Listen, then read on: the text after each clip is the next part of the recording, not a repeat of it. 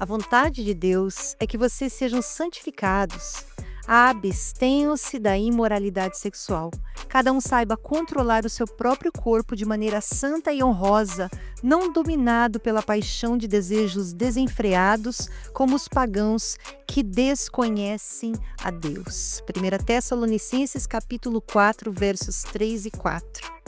Bom dia, bem-vindos ao Sintonia do Dia, a tua conexão diária com Deus. E hoje nós vamos refletir sobre a santidade e pureza e como honrar a Deus com o nosso corpo. Temos falado sobre isso essa semana toda. Se você não assistiu os outros devocionais, volta lá.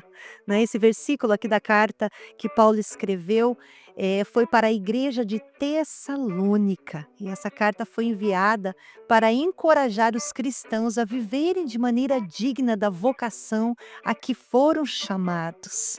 Olha o cuidado de Paulo com os discípulos dele, não é? Paulo sabia das dificuldades que a igreja enfrentava no meio daquela cultura que muitas vezes desprezava os princípios de Deus, especialmente quando se tratava de pureza sexual. E aí Paulo estava enviando uma carta para alertá-los, não é? Ao escrever essa carta, ele está orientando eles sobre como viver uma vida que agradasse a Deus.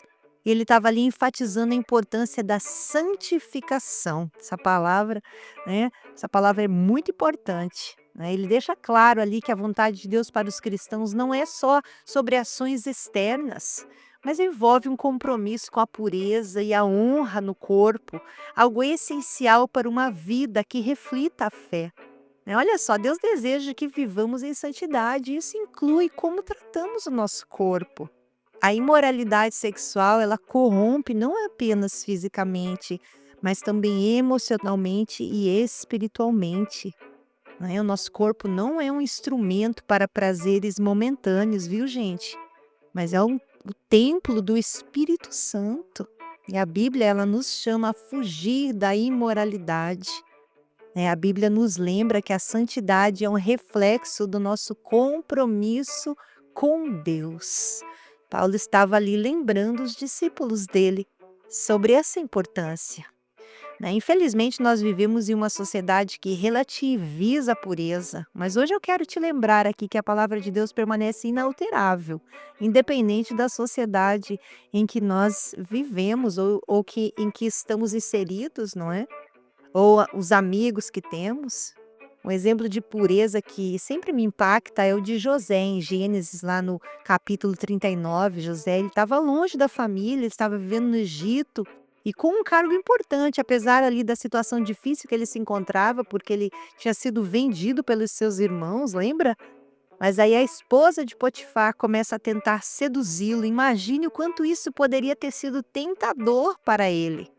Mas José, em vez de ceder, ele disse algo incrível. Ele fala: como poderia eu fazer tamanho mal e pecar contra Deus?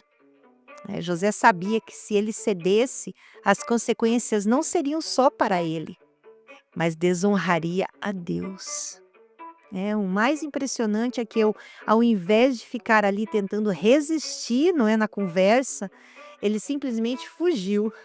Isso mostra para a gente que às vezes a melhor decisão é agir rapidamente para evitar a tentação e não esperar muito tempo, não é? Que isso fique guardado aí no seu coração. A história de José me faz pensar quais são as áreas em que eu preciso ser mais firme e decidida, né? E dizer não para o pecado rápido. Assim como ele, nós podemos escolher não ceder à tentação, viu? Nós temos essa opção. Manter a pureza mental pode ser um desafio, principalmente diante de tantas distrações e influências que estão ao nosso redor.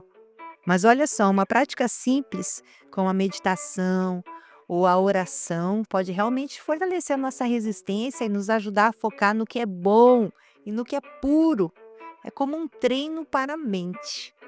Então a pergunta aqui é: como viver em santidade? Quero deixar 3 coisas importantes para você guardar no seu coração. Primeiro, fuja das tentações, não brinque com o perigo. Segundo, cultive uma mente pura, né? Coloca de lado aquilo que afeta a sua mente. E terceiro, busque a presença de Deus. A santidade só é possível com a ajuda do Espírito Santo. Que a gente possa parar de dar desculpas quando se trata de santidade. Às vezes as desculpas estão relacionadas com o ambiente onde trabalhamos, com os amigos que temos, com as redes sociais. Mas assim, a santidade é uma decisão, viu? Que você possa, a partir de hoje, decidir honrar o Senhor com o teu corpo, com a tua mente, com o teu coração, em nome de Jesus, não é? Que hoje esse devocional seja para você um devocional para cuidar da sua vida, da tua santidade, assim como Paulo escreveu lá para aquela igreja, com aquela intenção de cuidar deles, de proteger eles, de alertá-los, que você possa hoje receber esse alerta, guardar o seu coração e continuar tendo uma vida abençoada. Diga não à tentação, coloque limites no seu círculo de amizades, se por causa deles você está pecando, e busque a Deus de todo o coração, em nome de Jesus. Quero orar por você. Pai querido, nós te damos graças pelo teu cuidado. Assim como Paulo cuidava daquela igreja, cuidava dos discípulos dele, os alertando, hoje o Senhor está fazendo isso conosco. Através dessa palavra, o Senhor está nos ajudando a reconhecer as áreas em que o perigo está diante de nós e talvez nós não temos sido fortes para dizer não.